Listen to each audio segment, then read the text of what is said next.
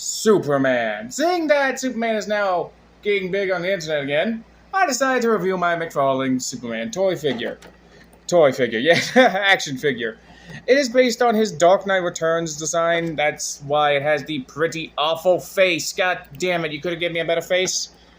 He doesn't have bicep swivels, unfortunately, but he doesn't really need them.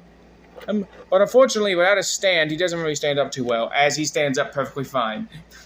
I love Superman, so this is about a 9 out of 10 for me. But, yeah, this is not that great, but also not that bad as well. He's got the right insignia.